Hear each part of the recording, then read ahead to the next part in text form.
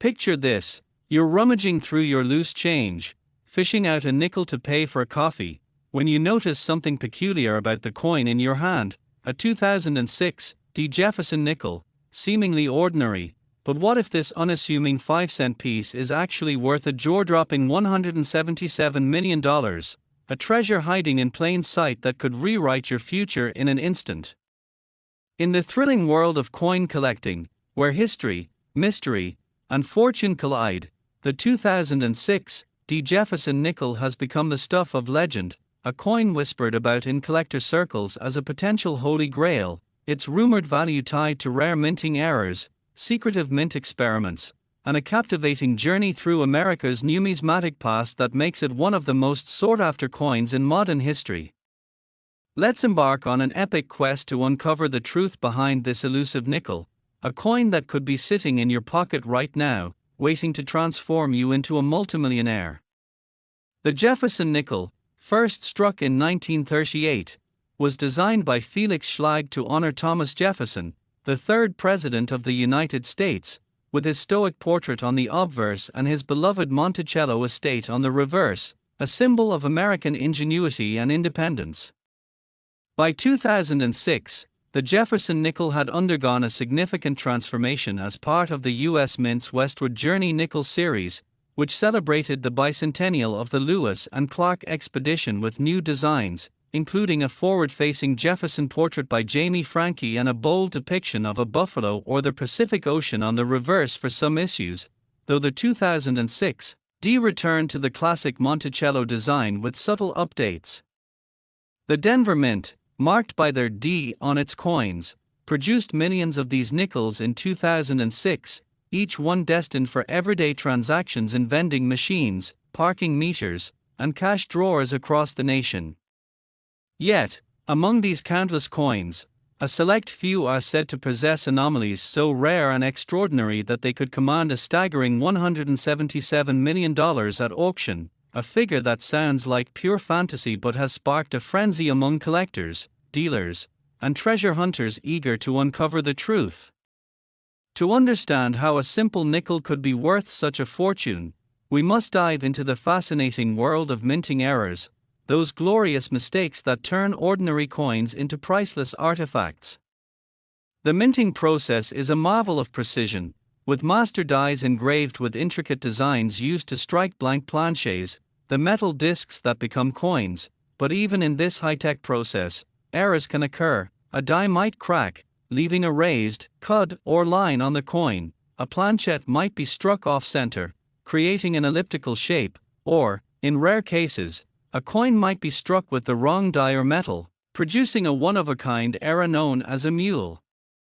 In 2006, the Denver Mint was churning out Jefferson nickels at a furious pace, but rumors persist that a small batch of these coins was struck with errors so unique they slipped through quality control and entered circulation, each one a potential ticket to unimaginable wealth. One of the most tantalizing theories about the 2006 Jefferson nickel involves a possible double die error, where the coin's design, perhaps Jefferson's profile or the Monticello building, appears slightly blurred due to a misalignment in the die during striking, creating a ghostly double image that collectors prize for its rarity. Another theory points to a speared bison error, similar to one found on 2005 Jefferson nickels, where a die break created the illusion of a spear piercing the buffalo on the reverse, a design briefly used in the Westward Journey series. Could such an error have carried over to the 2006 nickel, perhaps in a transitional strike where an old die was mistakenly used? The possibility sent collectors into a frenzy, with hobbyists and professionals alike scouring bank rolls, coin shops, and even loose change in search of a 2006 nickel with an anomaly that could make them rich beyond their wildest dreams. But the story of the $177 million nickel isn't just about errors, it's about the allure of rarity, the thrill of discovery, and the rich history woven into every coin that bears the mark of the U.S. Mint. Let's travel back to 2006, a year when the United States was navigating a post-9/11 world, with the economy humming along before the impending financial crisis, and the Jefferson nickel was undergoing its own transformation as part of the Westward Journey series, which had introduced bold new designs to celebrate America's westward expansion. The 2006 D. Jefferson nickel, struck in Denver, was one of billions produced that year, its copper-nickel-clad composition unchanged since the post-World War II era, when war nickels made of silver, copper, and manganese were phased out. Yet, within this vast sea of nickels, a few are rumored to possess characteristics that set them apart, perhaps a unique alloy tested secretly by the mint, an experimental strike never meant to circulate, or a dye error so subtle it went unnoticed by inspectors but glaring to the trained eye of a numismatist. These possibilities fuel the legend of the $177 million nickel, a coin that could be hiding in a jar of change, a vending machine, or a child's piggy bank, waiting to be discovered. The history of valuable coins is filled with tales of such hidden treasures, from the 1913 Liberty Head nickel, with only 5 known examples, to the 1933 Double Eagle, a gold coin recalled by the government and later sold for over $7 million. Could the 2006 D. Jefferson nickel be the next great find in this numismatic saga? To answer that, we must explore the intricacies of coin production and the errors that captivate collectors. The minting process begins with the creation of a master hub, a steel mold that transfers the coin's design to working dies, which then strike planchets under immense pressure. Errors can occur at any stage. A planchet might be double-struck, creating overlapping images. A die might be repunched, causing a mint mark like their D to appear doubled, or, in rare cases, a planchet intended for another denomination might be struck with a nickel die, creating a mule coin of extraordinary value. In 2006, the Denver Mint was a high-volume operation, producing coins for a nation still reliant on physical currency despite the growing popularity of credit cards and digital payments. Amid this massive output, the chances of an error slipping through were slim but not impossible, and collectors began to speculate about specific anomalies on the 2006 D. Jefferson nickel, perhaps a double die obverse, where Jefferson's eye or nose appears duplicated, or a rare off-metal strike, where a planchet meant for a quarter or dime was mistakenly used. Such errors, if authenticated, could elevate a nickel's value from 5 cents to millions, but the $177 million figure suggests something even more extraordinary, a coin so unique it defies comparison. The $177 million valuation, while staggering, likely stems from a combination of speculation, precedent, and the allure of the unknown. For context, a 1969 Lincoln penny with a double die obverse sold for over $100,000, and a 1943 copper penny, accidentally struck in bronze during a year when pennies were made of zinc-coated steel, fetched over $1 million at auction. The 2006 D. Jefferson nickel's rumored value suggests a coin with a singular combination of errors, condition, and provenance, perhaps a patent strike, a test piece created to evaluate a new design or alloy, or a coin tied to a specific event in mint history, like a secret experiment to combat counterfeiting or reduce production costs. The U.S. Mint, known for its secrecy, rarely discloses details about such experiments, but in 2006, it was grappling with the rising cost of producing nickels, which cost more than 5 cents to make due to increasing metal prices.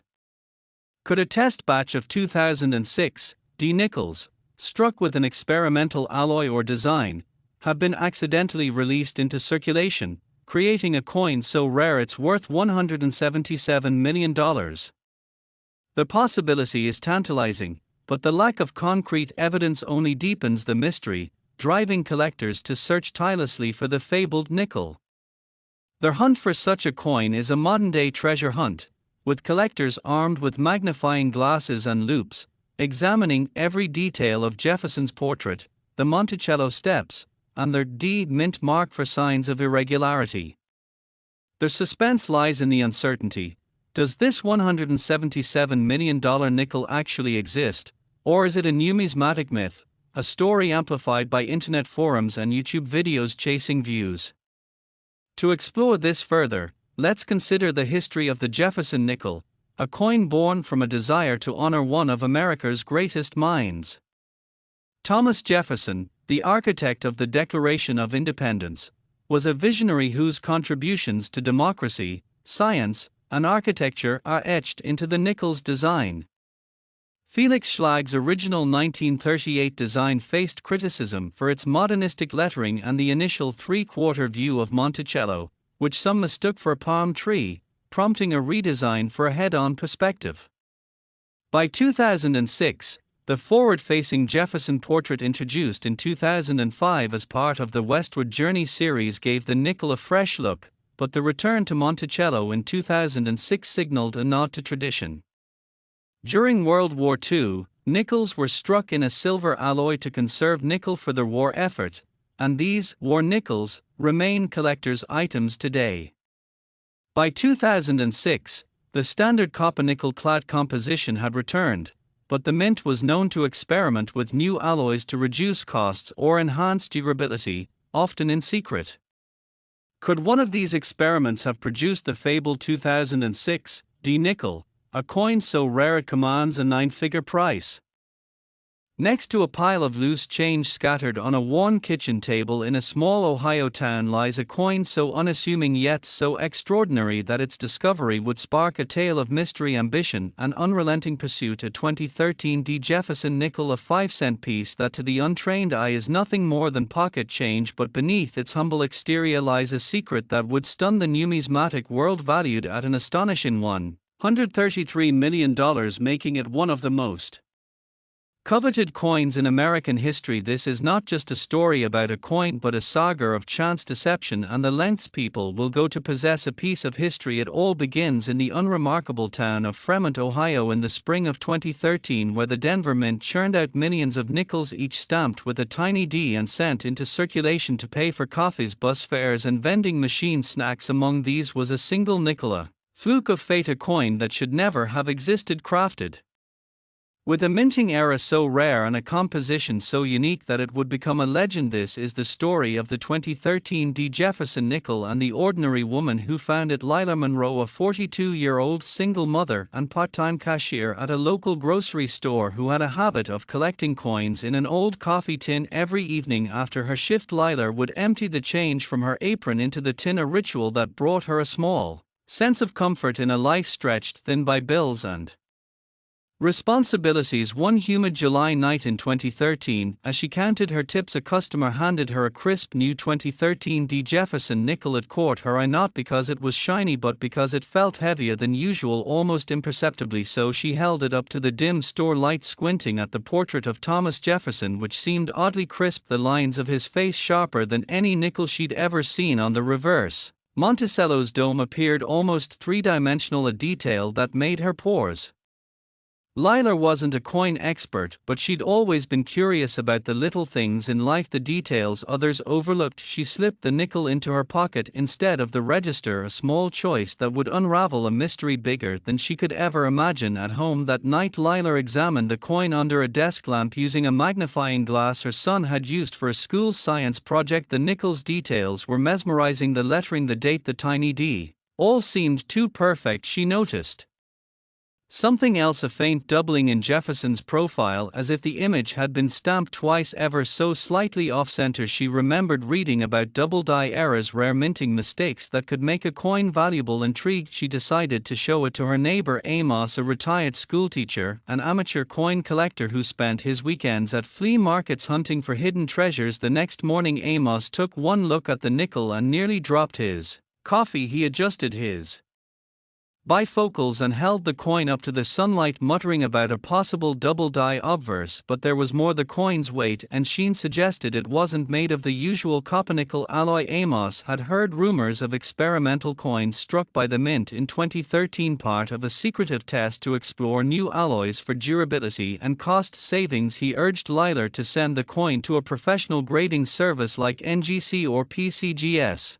to confirm its authenticity. Lila, hesitant but curious, wrapped their nickel in a soft cloth and mailed it to NGC with a note describing how she found it. Weeks passed with no word, and Lila began to think she'd been foolish to hope for anything special. Then one morning a certified letter arrived from NGC and its contents left her breathless. The coin was not only a double die error, but it had been struck on an experimental planchette, a unique blend of nickel copper and a trace amount of platinum, an alloy tested briefly by the Denver Mint in 2013 before the project was scrapped due to funding issues. Only a handful of these planchets were ever used and all were supposed to have been destroyed. This coin, Lilar's nickel, was the only known survivor, graded MS-70, a perfect score for a coin in flawless condition. NGC estimated its value at $133 million, a number so staggering Lilar had to sit down to process it. How could a simple nickel, a coin she'd nearly spent on a soda, be worth more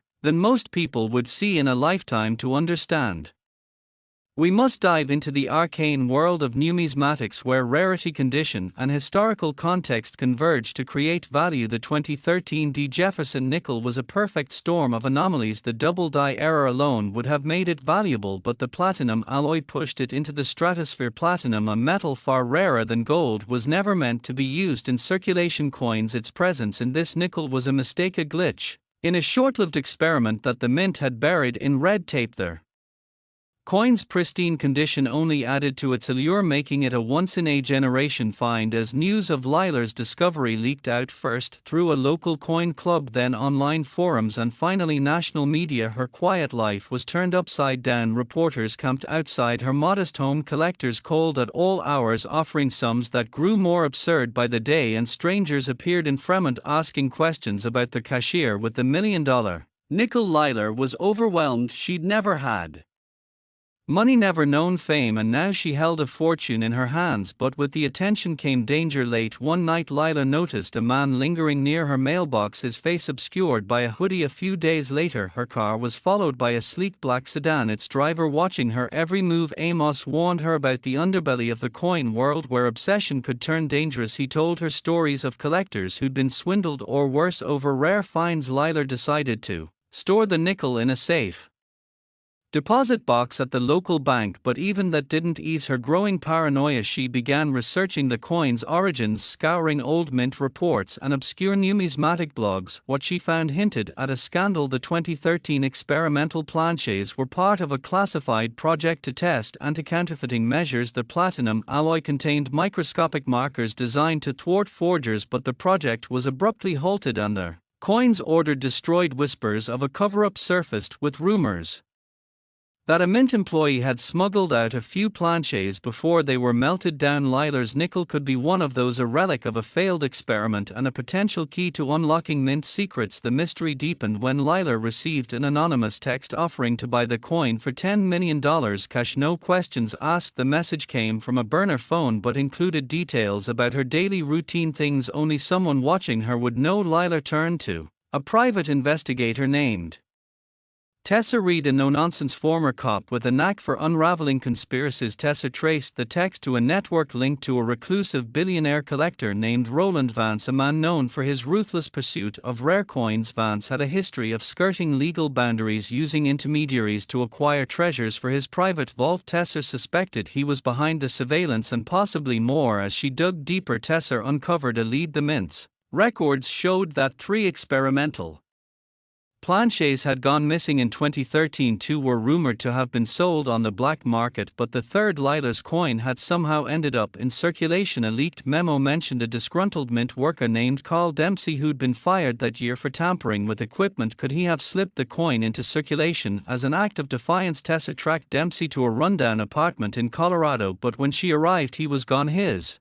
neighbors said he'd left abruptly, claiming he'd hit their jackpot. The trail went cold, but Tessa found a connection. Dempsey had once worked with a coin dealer who supplied Vance's collection. The plot was thickening and Lila was caught in the middle, her life now a tangle of fear and fascination. She considered selling the coin to escape the pressure, but the offers she received, even the legitimate ones, felt wrong. The nickel wasn't just money to her, it was a symbol of possibility, a reminder that even in her hardscrabble life miracles could happen. Yet there Threats grew bolder. One night her home was broken into, nothing was stolen but her coffee tin was dumped out, coins scattered across the floor, a message that someone knew what she had. Tessa urged Lila to go public with the coins story, hoping transparency would deter her pursuers. Lila agreed, appearing on a local news segment to share her discovery, but the exposure only intensified the chaos. A woman claiming to be a coin appraiser approached her after the broadcast, offering to authenticate their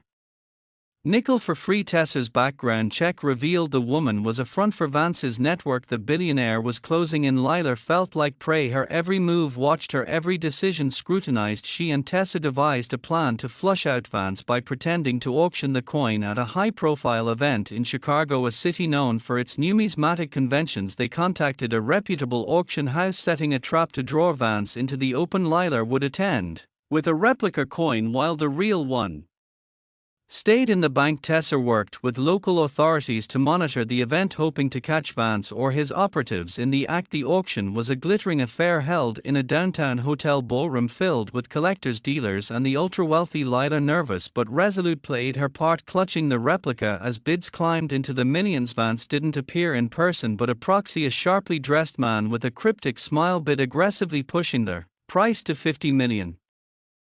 Next to a crumpled dollar bill and a few stray pennies in the bottom of a thrift store cash register lies a coin so ordinary in appearance yet so extraordinary in value that its discovery would ignite a tale of intrigue, ambition and unrelenting pursuit. A 1993 Jefferson nickel, a simple 5-cent piece that to the casual observer is just another bit of change, but beneath its unassuming surface lies a secret so profound it would be valued at an astonishing $183 million. Making it one of the most coveted treasures in the history of American numismatics. This is not merely the story of a coin but a sprawling saga of chance, deception and the lengths to which people will go to claim a piece of history. It begins in the small town of Durango, Colorado in the autumn of 1993, where the Denver Mint was busy producing millions of nickels, each bearing the tiny D mint mark, destined to circulate unnoticed in vending machines and tip jars. Among them was a single nickel, a freak of fate, a coin that should never have existed, crafted with a minting era so rare and a composition so unique that it would become a legend in its own right. This is the story of the 1993 Jefferson nickel and the unassuming pawn shop owner who stumbled upon it. Nora Caldwell, a 38-year-old widow who ran a cluttered shop called Durango Deals, filled with second-hand trinkets and forgotten keepsakes. Nora had a habit of sifting through the loose change that came through her register, always hoping to find something unusual to add to her modest coin collection. Every evening after closing, she'd pour the day's change into a tin box, sorting through the coins with care. One crisp October night in 1993, a customer paid for an old lamp with a handful of coins, among them a 1993 Jefferson nickel that caught Nora's eye. It wasn't just its shine, though it gleamed brighter than most. It was something about the weight. It felt slightly heavier, almost imperceptibly so. She set it aside, tucking it into a small velvet pouch, thinking she'd take a closer look later. That night, under the glow of a desk lamp, Nora examined the coin with a magnifying glass she'd bought years ago for inspecting jewelry. The portrait of Thomas Jefferson was strikingly sharp, the lines of his face etched with a precision she'd never seen in a nickel. The reverse, featuring Monticello, was equally crisp, its columns and dome almost lifelike. She noticed something else, a faint doubling in Jefferson's profile, as if the image had been stamped twice, just slightly misaligned. Nora wasn't an expert, but she knew enough about coins to recognize a potential double-die error, a rare minting mistake that could make a coin valuable. Intrigued, she decided to show it to her friend Jasper, a retired jeweler and part-time coin enthusiast who frequented the local numismatic club. The next day, Jasper took one look at the nickel and his jaw dropped. He held it up to the light, muttering about a possible double-die obverse, but there was more there.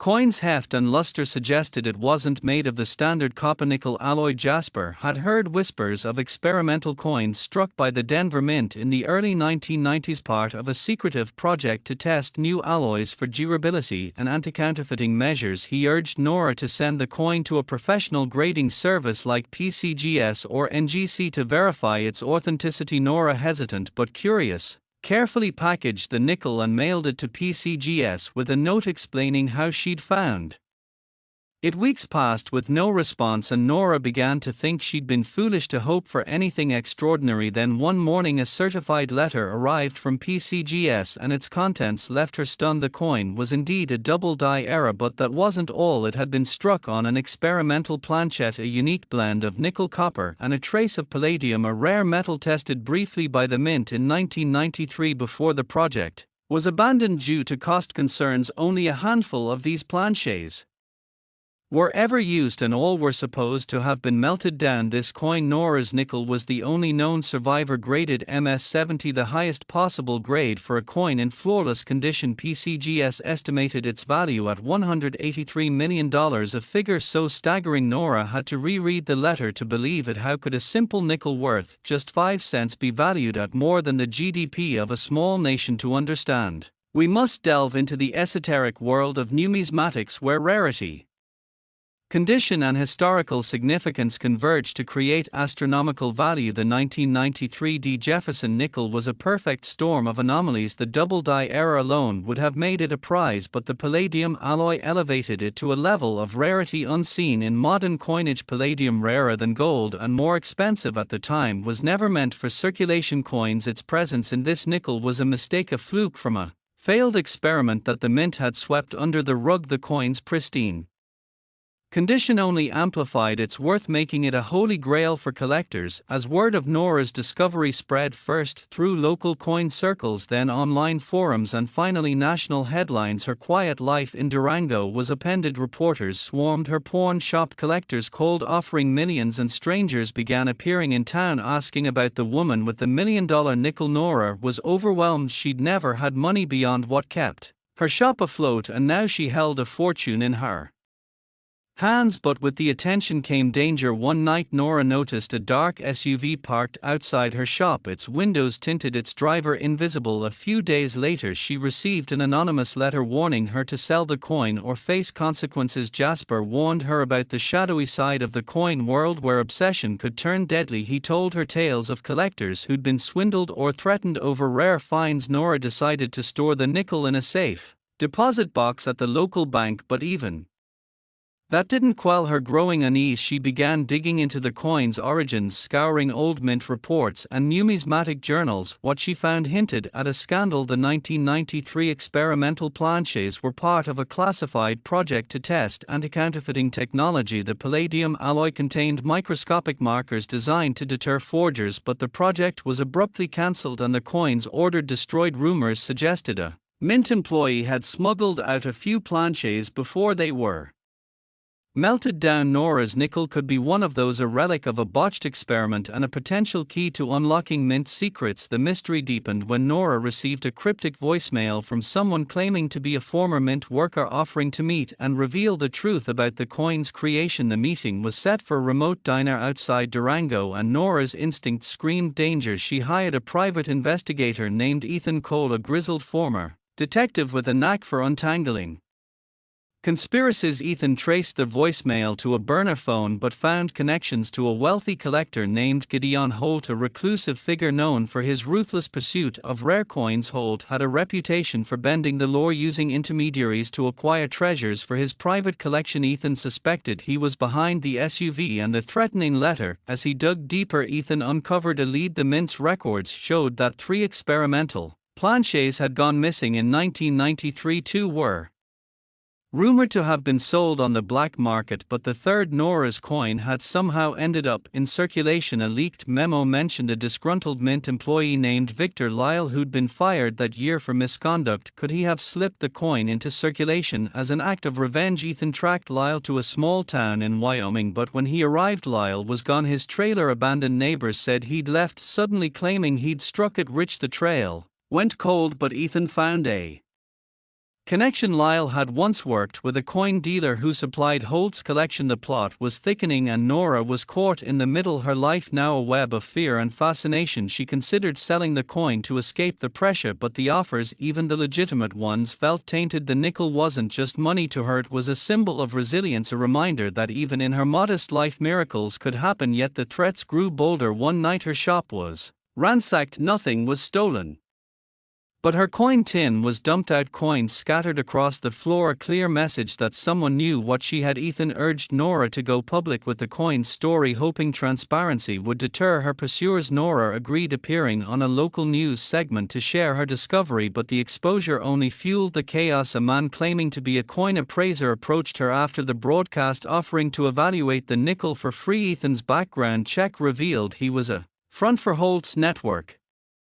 The collector was closing in. Nora felt like a hunted animal, her every move watched, her every decision scrutinized. She and Ethan devised a plan to flush out Holt by pretending to auction the coin at a high-profile event in Denver, a city with a thriving numismatic scene. They contacted a reputable auction house, setting a trap to draw Holt into the open. Nora would attend with a replica coin while the real one stayed in the bank. Ethan worked with local authorities to monitor the event, hoping to catch Holt or his operatives in the act. The auction was a lavish affair held in a downtown hotel ballroom filled with eccentric collectors and wealthy dealers. Nora, nervous but determined, played her part, clutching the replica as bids soared into the tens of millions. Holt didn't appear in person but a proxy, a slick man with a cold smile, bid aggressively, pushing the price to $60 million.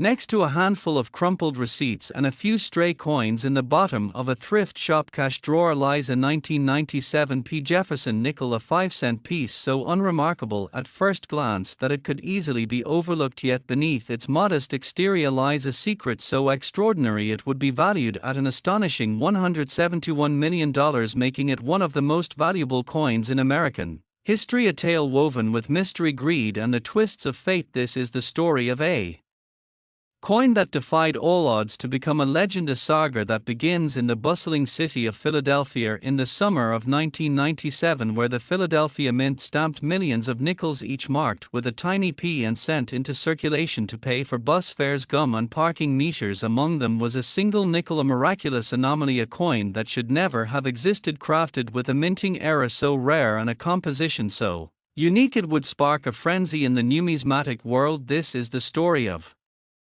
the 1997 P. Jefferson nickel and the ordinary man who stumbled upon it. Daniel Reese, a 45-year-old mechanic who ran a small auto shop in a quiet Philadelphia suburb. Every evening after work, Daniel would empty his pockets into an old cigar box, a habit he'd picked up from his grandfather, who always said coins were tiny pieces of history. One sweltering August night in 1997, a customer paid for an oil change with a handful of change. Among the coins was a 1997 P. Jefferson nickel fresh from the mint. It caught Daniel's eye not because it was particularly shiny but because it felt slightly off, heavier perhaps, or smoother than the others. He held it up to the shop's fluorescent light, noticing the portrait of Thomas Jefferson seemed unusually sharp, the lines of his face almost sculpted. The reverse, showing Monticello, was equally striking, its columns and dome rendered with a clarity that seemed almost otherworldly. Daniel wasn't a collector, but he'd always been curious about the little things in life,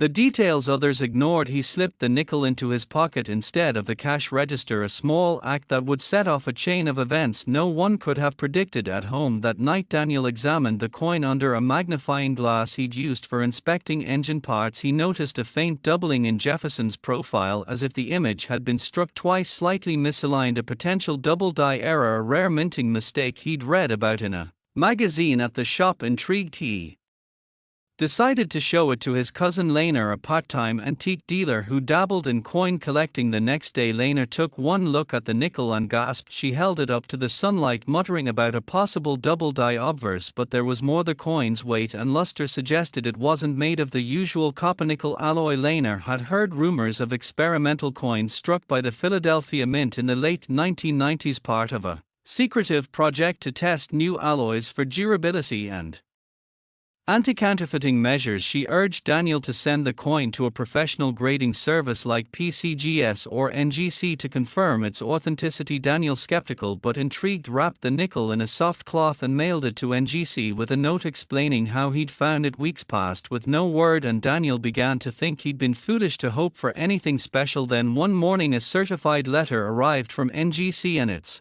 contents left him speechless. The coin was not only a double-die error, But it had been struck on an experimental planchette, a unique blend of nickel-copper and a trace of rhodium, a rare and precious metal tested briefly by the Mint in 1997 before the project was scrapped due to budget cuts. Only a handful of these planchets were ever used and all were supposed to have been destroyed. This coin, Daniel's nickel, was the only known survivor, graded MS-70, the highest possible grade for a coin in flawless condition. NGC estimated its value at $171 million.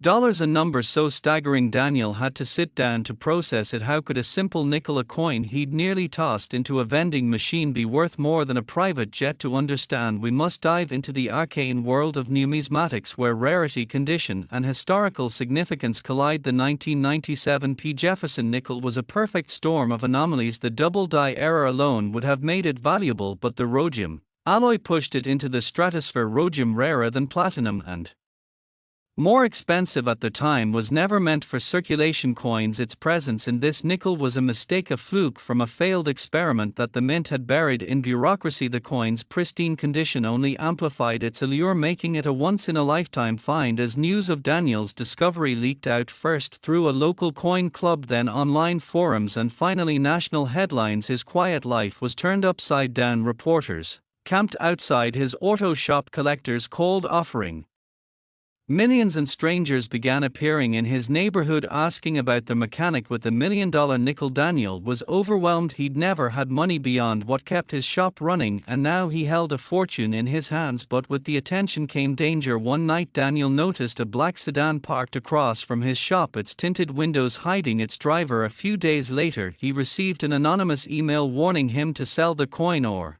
face consequences. Lena warned him about their dark side of the coin world, where obsession could turn deadly. She told him stories of collectors who'd been swindled or threatened over rare finds. Daniel decided to store the nickel in a safe deposit box at a local bank, but even that didn't ease his growing paranoia. He began researching the coin's origins, scouring old Mint reports and numismatic blogs. What he found hinted at a scandal. The 1997 experimental planchets were part of a classified project to test anti-counterfeiting technology. The rhodium alloy contained microscopic markers designed to thwart forgers, but the project was abruptly cancelled and the coins ordered destroyed. Whispers suggested a Mint employee had smuggled out a few planchets before they were melted down. Daniel's nickel could be one of those, a relic of a failed experiment and a potential key to unlocking Mint secrets. The mystery deepened when Daniel received a cryptic phone call from someone claiming to be a former Mint worker, offering to meet and reveal their